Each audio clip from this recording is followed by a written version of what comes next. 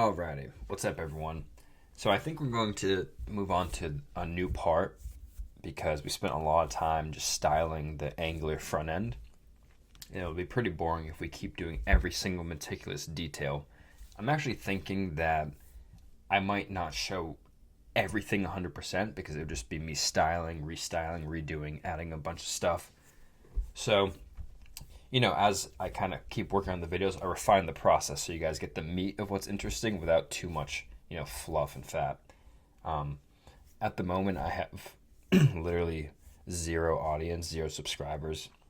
No one's watching this, so I'm not getting any feedback. So I've been watching them back myself and just trying to figure out what would look best. All right, so let's do something fun today. Let's actually make our API, our backend, so we can start retrieving data from the database. So in this video, we'll make the Python backend, the API, and then we will connect it to our Angular frontend. So we can actually start calling a backend server in our frontend. It will just bring us one step closer to kind of setting up the full stack end to end. So I'm going to make a new directory on the desktop. I'm just going to call it social media backend. All right. And we'll cd into social media backend. And we're going to be using Python for this. So I think on a Mac, Python's already built in, but let's see what we got. So we'll say Python. Okay, sure. So I guess you're going to have to do this. All right. I'm not sure how long that took exactly, but it was painfully long. So I went to the gym. One thing I'll say, I would highly recommend break up your programming routine by just doing a little exercise. If you don't work out and you find it difficult to, the way I started working out, and I've been working out consistently now for like almost 10 years actually, I just started walking on the treadmill for like 5 minutes. And that turned to 10 minutes, then 20 minutes, then half an hour. Then I started running, and then there were weights next to me, so I decided to try the weights, and it just becomes a routine. Start really, really small, and then build up that way. Okay, here we go. Let's run Python, see what we get. Oh my goodness. All right, I'm thinking there might be an issue with the terminal, potentially. We keep doing this over and over again. Let me open up. Sometimes you have to close the terminal and open it up again. Let's see what happens. Okay, I've done this so many times. There has to be something wrong. Python 3. Okay, great. So I don't know why Mac handles like this. Everyone was recommending to use UV actually, which is this shows how far behind I am. I guess it's the new thing, UV. I have no idea how to use it. I'm not going to, but that might be the good choice if you're looking at this, whatever time you're in. Another thing I'd recommend, make sure you're using like the latest Python. 3.13 is perfect at this time. When I built Opus, it was 3.8. Just use the latest thing you possibly can because especially hosted on AWS, Python will deprecate. And older versions, you'll have to upgrade constantly. So the longer you have, the higher version you have, the longer support you'll have. Okay, so we have Python 3.13. That's great. And to get out of this, you just hit quit like that. All right. So that's excellent. So now the next thing we're going to do is we're going to actually make our backend. So let's open a project and we'll make our social media backend. Okay. So the first thing we can kind of do is make a new file. And we can just call this, I actually like calling it app.py, but you call it a bunch of other things. All right, now we have a Python file. So let's look at the documentation. You should always be looking at the documentation. So we're going to use something called Flask Python API. You're not going to ask me in 3 days. Whatever. Documentation is universally the thing you use to find out how to do anything, the official documentation pretty much. So installation, so we can go there. That's actually the first thing we want to do, right? So Mac, we have it. Create an environment, so let's copy that. So let's go into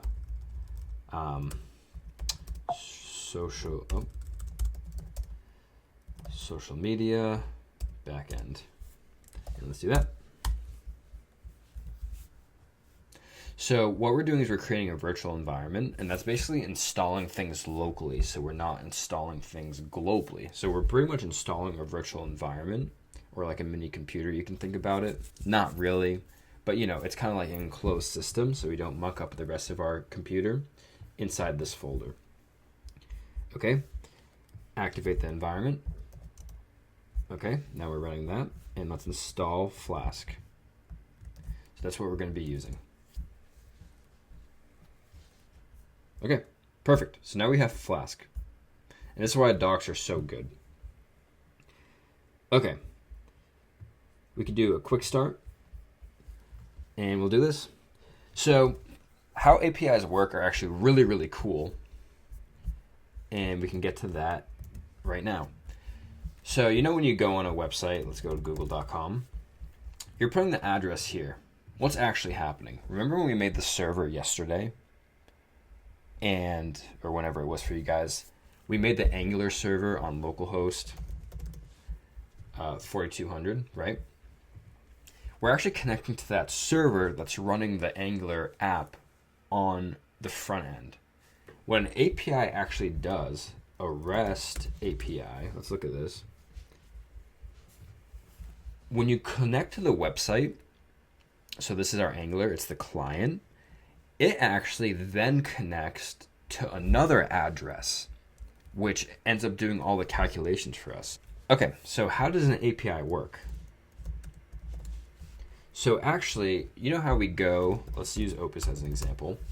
We're accessing opus.cafe. Remember when we connected to localhost yesterday? I don't have it running right now, but we're accessing the front end, the client on the server, okay? So let's look at this. We're accessing the client in this case when we go to the website. But if you think about it, different pages on opus.cafe is, it needs to load the data. So actually what's happening is it's calling different addresses to the backend. And the API is it's kind of like the gatekeeper. It's like the hotel front desk. So the website actually then says, I have this request.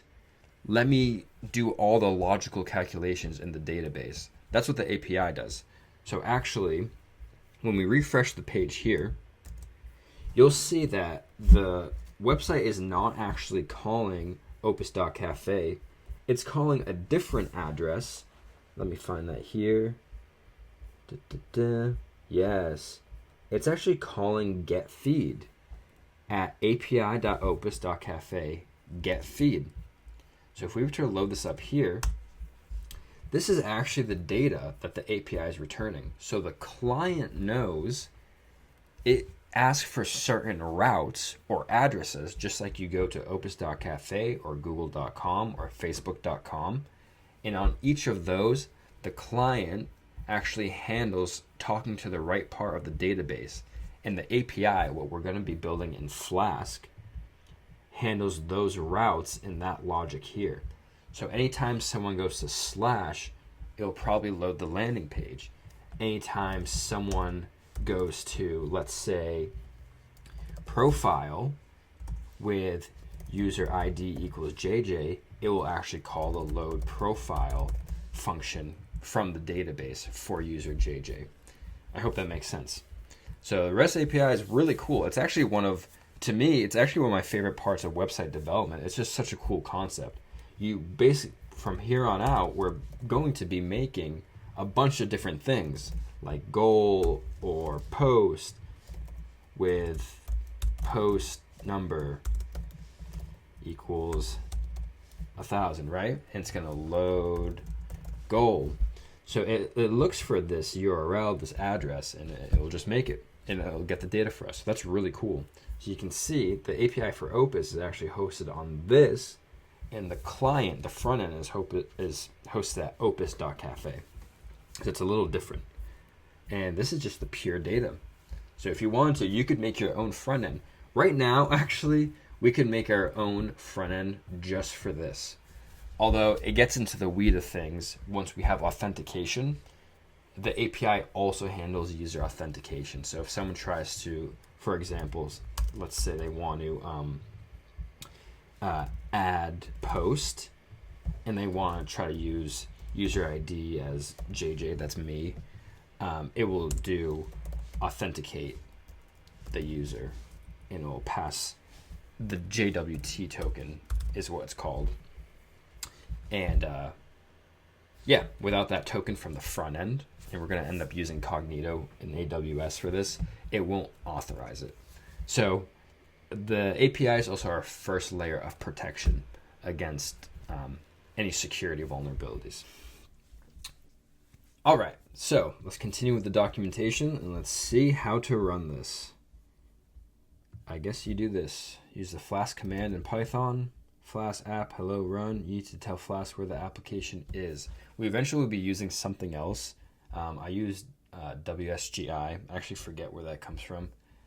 Oh yeah, there's a shortcut. If the file is named app, you don't have to use the app. See command. Okay.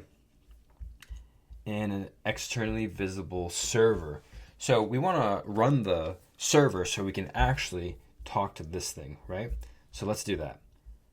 So let's just try this. This is saving as hello.py, and we saved it as app, so we don't have to use the -- app. So I think just Flask run. Let's see this. Sure, this is development server. Okay, so it's running on this. 127.0.0.1 is the same thing as localhost, actually. It's our local server. So let's access this, and let's try going to just, I guess /, okay? And it should return hello world. It does. So we are talking to the backend, just like that we inspected before and saw our network requests on Opus. If we were to reload, we'll see our network request to 1001. So let's keep using our example, and let's say we want to get a new route that will talk to the database. We can call it get feed, right? Or we can say get landing feed, because we have landing page, right? So get landing feed, and we'll say a bunch of goals. All right, so now let's request get landing feed and see what we get. Okay, something didn't work. Get landing feed / get landing feed. Why did that happen? 404. Let's see. Well-known get landing feed 101. Why is that happening? Get landing feed. Get landing feed. I don't think I have to rerun it, but let's try that anyway. Let's see it now. Oh, we did have to rerun it. So maybe that's why you use WSGI, because that allows it to hot reload. So just keep that in mind. And as we go through the docs, we can improve that. Okay, Flask run, warning, HTML. All right, and as we can see in the documentation, we can pass different data to it. So let's do a really quick example. We can say, so this is a request. There's built-in ways to get requests. So from Flask, let's also import request. Okay, so we're extending the functionality of Flask by importing a new class of it called request. And we can see here to get the request name, you use this. So name equals request.args get name Flask. And let's actually get rid of that. When you do a comma, it will default it to this if not found. Actually, let's keep it for now. So to show an example, if this is your first time using Python, it looks a little different than Angular, but just play around with it, you'll learn it. Python uses white spaces, so tabs and indentations, to separate the different logic. So we'll say if name equals user1, or user1, return a bunch of goals for user1. And then we can say else, which is extraneous, but whatever, return a bunch of goals for everyone else. Okay, so let's see what happens if we go here. We're going to have to reset it, remember. So we're just requesting this. Now what happens if we pass name as user1? So the way you do this in requesting routes is you put a question mark, you put name, and you put its value. Okay, see what happened? Just to show you, if I use user2, it won't work. So now you can see the power of this. As your client, as this page wants different values, so as you go to JJ's profile, if you go to, I don't know, who else? King's profile, right? It's actually calling the API to get profile, wherever that is. I can't, there's so many right now. Yep, get user, where the username is King, okay? So you pass all these different sections, these different parameters, and the backend ingests those and logically changes the data that comes from the database conditionally based on these. You can also pass data not in the URL, but in a body. So remember when we had data coming from the front end that looks something like this? So you can have like username, JJ, and you can have goal name, make ice cream, right? You can also pass data like an object like this, so you can put a lot of different data, and it's robust to that, so you don't have to put them all in the URL like that. So this is what's called a get in REST API. And when you put data in to be put in the database, it's called a post. Get, post, put, delete. Those are the four main different functionalities of REST API. Get, post, put, delete. So you can see get the pet and the pet ID, put pet, update it, delete the pet ID, or upload something for that pet, right? So they do different actions to your database, and that's just good practice pretty much. So as you can tell, the API is one of the most powerful parts of our website. It handles all the different data acquisition and data handling. When users create a profile, the API will handle it. When users want to retrieve any data, the API handles it. The Angular is just our front end. It's the pretty client. The API does everything else: data population, logical calculations, more difficult calculations, stuff like that. Okay, so what we actually want to do now is we want to get our feed data, right? Right now we have it just sitting. Let me open it up here. If you remember this, we have our data just sitting in landing page like this, right? But actually, if you remember a couple of videos ago, we said this is going to be the API, okay? So when landing page loads, it's actually going to call the API. Let's implement that right now. So we can just pop all this data out. And let's go here. Sorry about that. Go here. Go like that. Okay.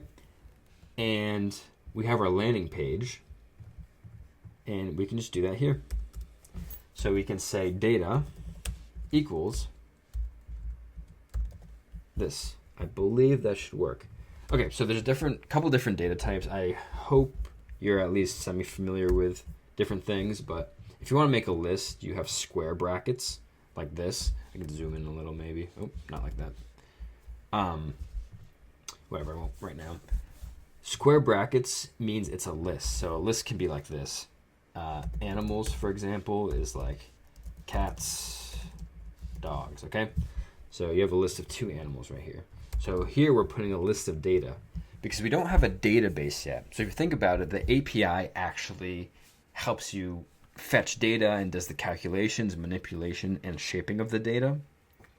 The database will actually store all the data, and we're going to use Postgres for that, but we're not going to do that yet. We're not going to spin up the Postgres database. We're not actually going to add data to the database. What I actually like doing as a little trick to simulate the database, I like making a new file actually called database, and we'll use JSON.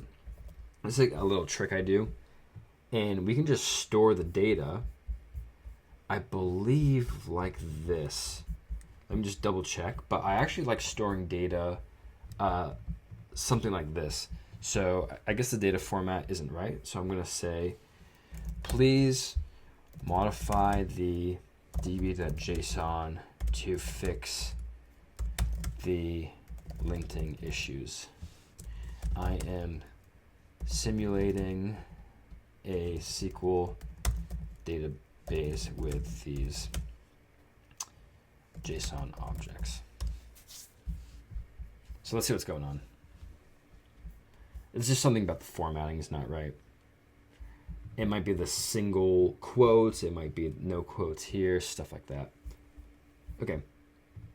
So that seemed to work good, potentially. Fixing the encoding issue. Again, it did Chinese. It must be using DeepSeek. 他会说普通话.他会说阿拉伯语. انت بتحكي عربي? زيح انت.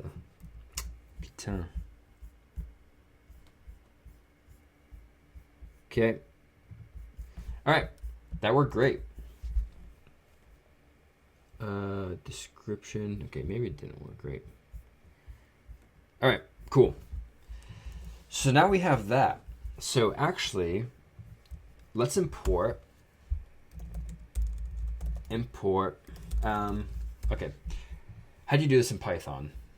Let me ask. It's been a long time. Let me just ask it. How to open the db.json file in Python. I think you do something like this. I can try it. Data. You say with. So it's really just memorizing a bunch of syntax or looking up. With open db.json as f. I think f.read.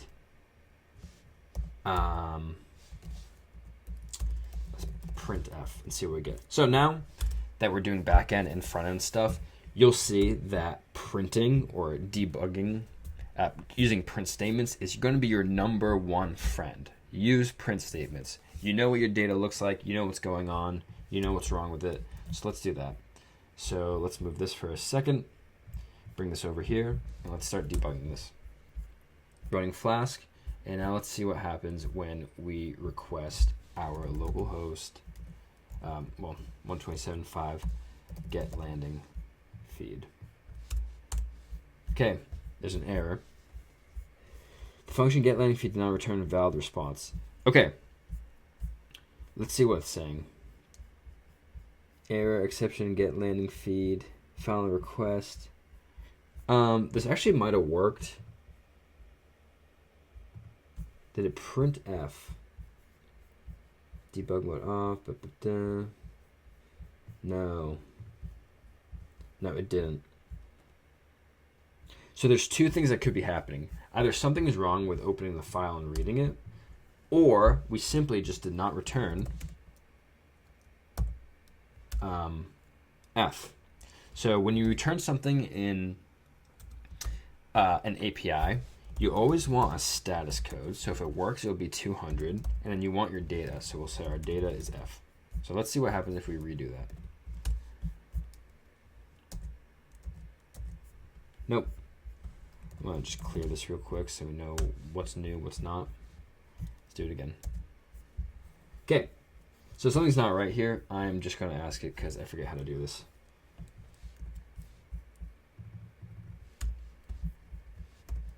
Oops. What is wrong with my syntax? Let's see.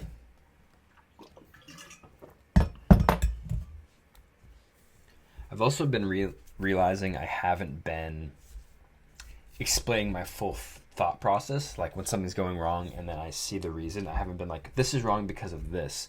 That's just because I don't know the different levels of how much I should be explaining. But yeah. Okay.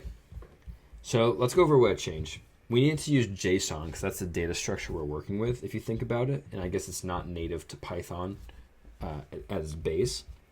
Instead of just reading, you actually load the JSON with json.loadf. So it's the JSON library, it's the method load on f, and that's our data.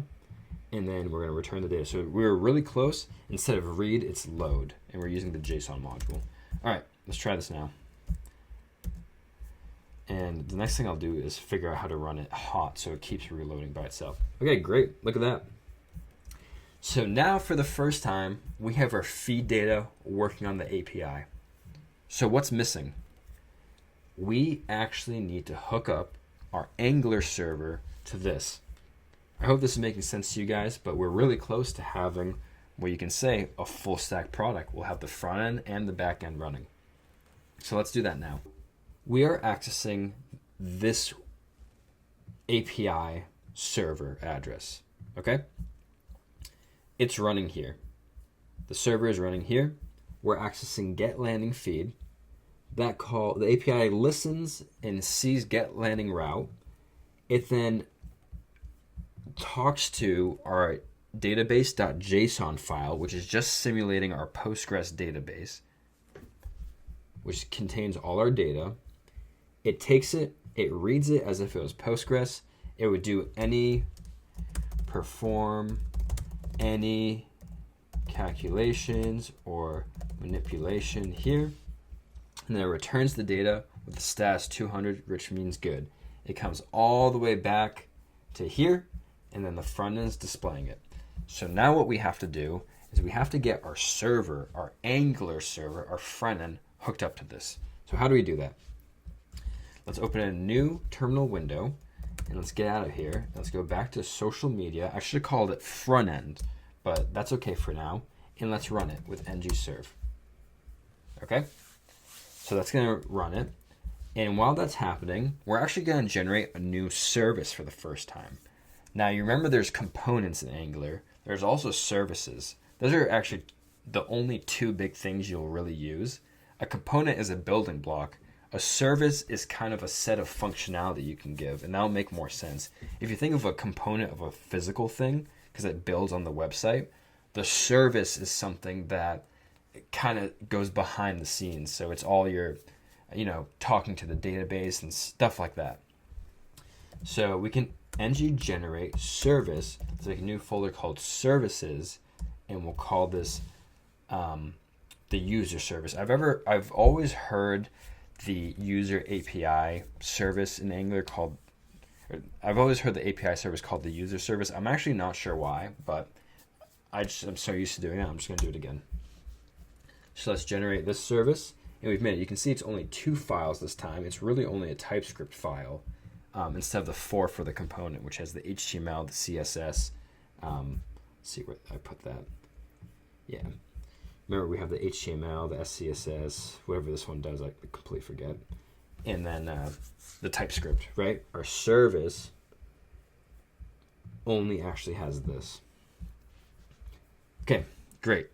So now that we have that, let's rearrange this one more time. Actually, no. Okay, how do we add a user service? We just generated that, right?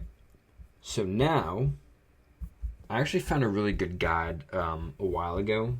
And I think it's just this one. I think we can just copy this pretty much. But let's actually read the documentation. So, Angular HTTP request service. Making HTTP requests. So, basically our service is going to have a bunch of, remember the URLs, the endpoints, the addresses in our API that we're looking at? These guys? Angular is going to have the same thing on the front end, and it's just going to be making requests to these URLs with the data we want to fetch. So let's go all the way back here. And I'm looking for a very specific setup. My really quick Google didn't do...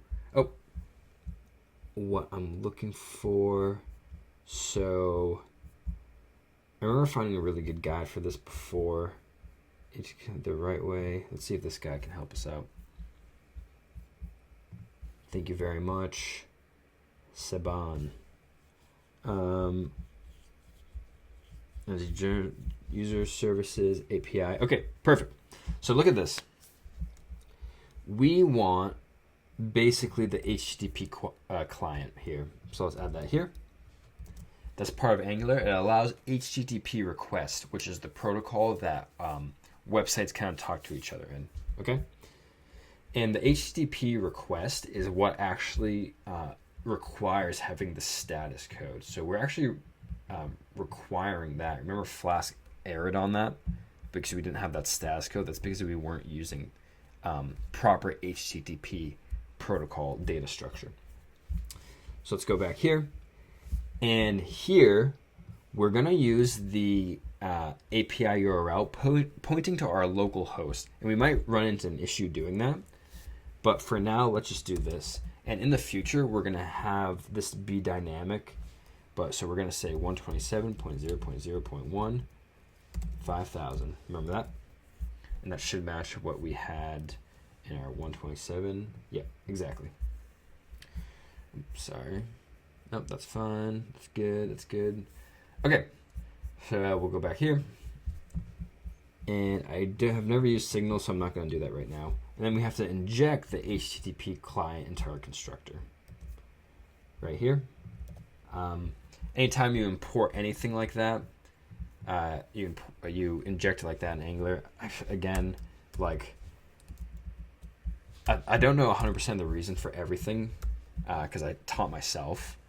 But eventually you just know what's important, what's not, and just how you do it. So just try it yourself. That's the best advice I can give. All right. So,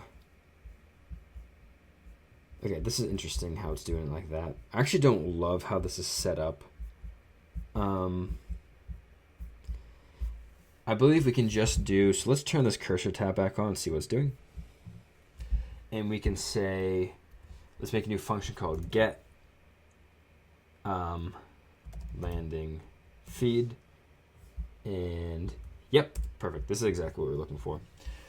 So it's a get function. It's observable, which basically means we'll know when it returns. Like it will tell us when it returns. And we're expecting a list of posts. So that's perfect. Remember our post model that we had made yesterday? This is it. Okay. So in our service, it's expecting that. And it will just do this.http, which is this reference. So it's calling it. It's doing a GET request. Remember the 4 RESTful API GET request? And it's saying, give us all the posts at this website / get landing page, the get landing feed. Are you seeing how this is all coming together now? So now the Angular front end, which is what we're looking at, is going to call this, and it's going to call the API, which has the equivalent version of that. Let's put them next to each other. So now we're looking at the website here and the server here. These are going to match up with each other. Okay? So this is great. This is exactly what we want. We might run into one issue called cores, which is basically prevents like any malicious attacks on APIs or on your website from APIs or bots or anything. We might have to handle that differently by giving headers. So we'll see what happens. But let's go to landing page now. And actually here, let's now inject user service. Remember we created that. Okay.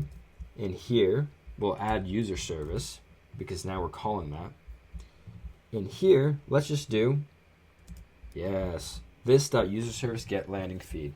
So, just to organize things, we made a service that is going to be responsible for all the HTTP requests to the API. And now our landing page will import that service that handles our HTTP requests, and it will call it for the API data now. And it will bounce all the way here. It will call this to the API. It will talk to this. It will return the data from our database all the way back to here, back to here, and then we'll populate it. So that is the full end-to-end. When you hear full stack engineering for web development, that is what we've done for the first time. So we have run our get landing feed does not exist on type user service. So for the first time, we are going to be running our full end-to-end. We have both servers running. This is Flask. And then this is our Angular. The Angular is not compiling right now. Let's see what the problem is. So remember, we have the server running. We can close this because that was just the browser, us testing it. Now we're trying to run here. Get properties, get landing feed does not exist on user service. So let's switch this back one more time. Okay, because we called it get landing feed here. And here we have get landing feed. It should be fine. Cannot find name observable. So I guess to have this be observable, we need to import. There might be a better way to do this now, actually. Okay, it's true. We have to import posts because we have the model here, and we have to import observable. I feel like using this might be outdated, but it still works. This is basically, you can look this up on your own if you're really curious, but you can just trust me on this. It just makes it so, let's say we're waiting for data to return, you have really slow API or internet connection. It will just give you an observation when, or like a signal that it's done and you're ready to start using that data. So it kind of waits, and then it's ready, it observes it and tells us that it's all good.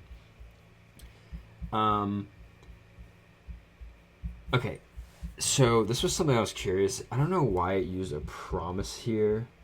I almost never use promises here. Why are we using promises here? Let's just resolve with observable. I kind of forget how to do this, but you do something like this, I get feed.subscribe. That's what I'm looking for. Promises are what's used in JavaScript a lot.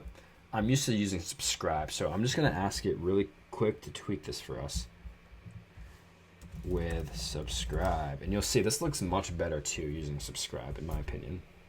And again, when I say subscribe, observable, promises, these are just built-in syntax of the language, and you just mess around with it until you get used to it. It might seem like a lot, especially if this is your first time programming anything, but just play around with it. Really, truly, there's only like a dozen or so concepts you really have to understand. And these two videos are introducing you to most of them. So in the future, as you mess around with it, and now, you're really quickly working towards that those dozen concepts you need to know. This is very slow, but it's the free model, so whatever. All right, I'm just gonna do it myself, see if I can do it. So load posts, we don't even need this weird promise. There's no reason for that. This is why it's better to just do it yourself. What if the internet goes down? What if you want to work on this on the plane or something and you want to like locally host them and play around with them yourselves? Let's do this. This is not a promise anymore. This is a load post void. It beat us to it. It beat us to it. That's exactly all you have to do. This user service, get landing feed, subscribe to that observable posts, and when posts come in from the observable here, posts will equal posts. Okay, let's try that now. And what is happening on this side? Compiled successfully. It's compiling. Something is breaking it though, which is kind of funny. Let's try resetting it, see what happens. And I'll tell you a good way to debug if anything weird's happening. Same way we've been debugging the network and anything else. Let's look at the console, what the output is. Nullable injection, HTTP client, no provider for HTTP client. Okay, that's interesting. I don't actually know what that's saying. No provider for HTTP client. That is weird. I am actually just going to ask it what that means. And again, these are why these tools are good. Null injection.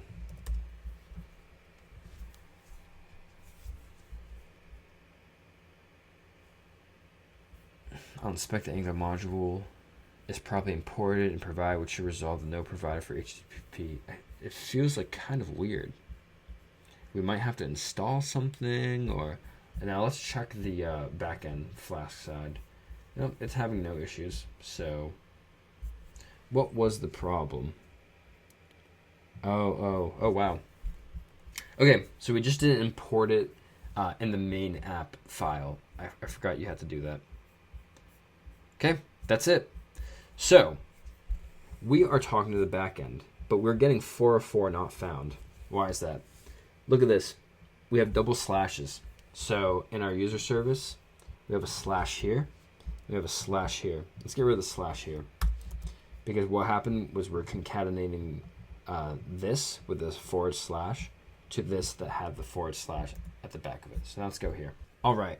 So now for the first time, let's see what happens when we try to call the API. This is a monumental step in our social media. Let's try to populate the landing page feed, because when it first loads, so on initialization, this is built into Angular. Again, you'll get familiar with this. It will call load post. Load post will call get landing feed in user service. User service will call this.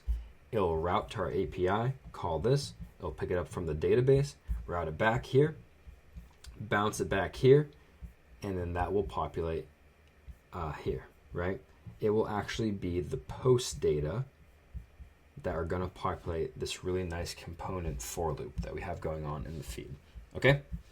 So just to prove to you that nothing happens when we refresh, because I turned the server off, let's run the server and let's refresh. Let's see what happens. Okay, still nothing. Let's inspect what's going on. And I'll tell you exactly what's going on. This is kind of a funny bug. Because we don't have HTTPS here, it's treating it as a relative path, which is kind of a weird thing. It's maybe too complicated for what's going on right now, but you just need the HTTPS here. So now let's refresh the page. Okay, so look at what's happening now. It got that request, but something's going really wrong. Bad request version. That's really interesting, right? And I think what's going on here is maybe we're running our server as HTTP, but we're requesting HTTPS. Let me actually ask the thing. Yeah, it might be able to help. Why did it do this during get landing feed request?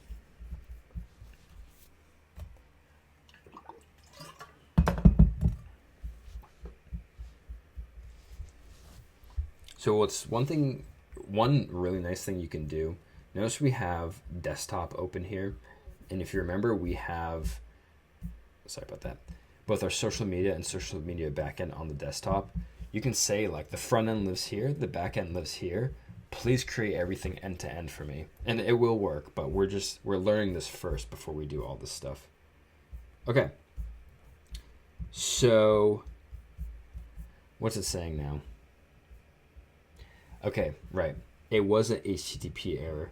Basically, I knew it was something weird was going on because it was encrypted. Like, this is what data looks like if it's not being decrypted or encrypted properly. And again, you just learn this over time. Like, this looks like scrambled encrypted data. So, let's erase this. Let's clear this. Let's run it again. Let's refresh. Okay. That's working. We are actually getting data.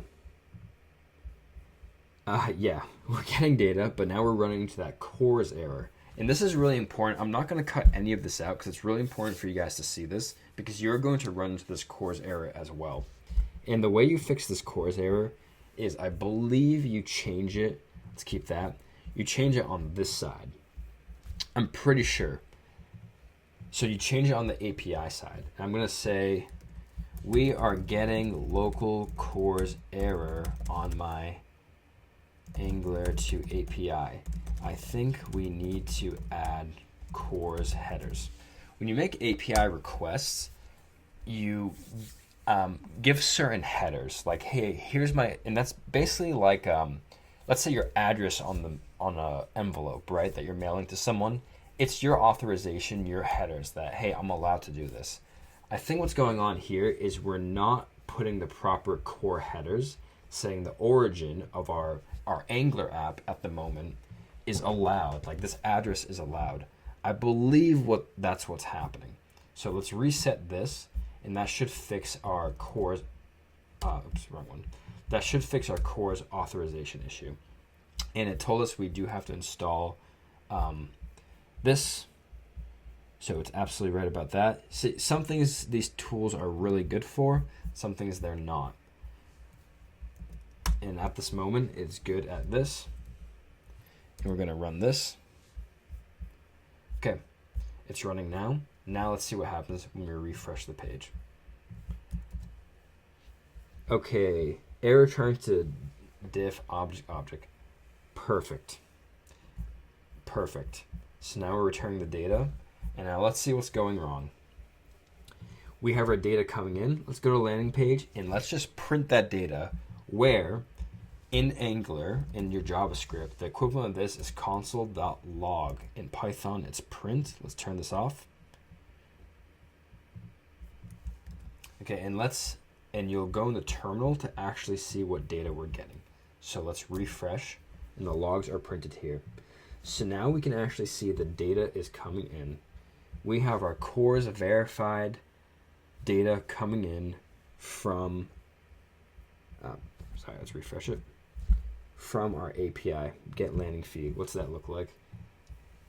Perfect, exactly what we were expecting. It's going end to end to us. So what is the problem here?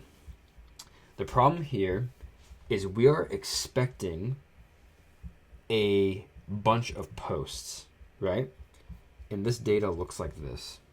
It's a list, an array of posts, okay?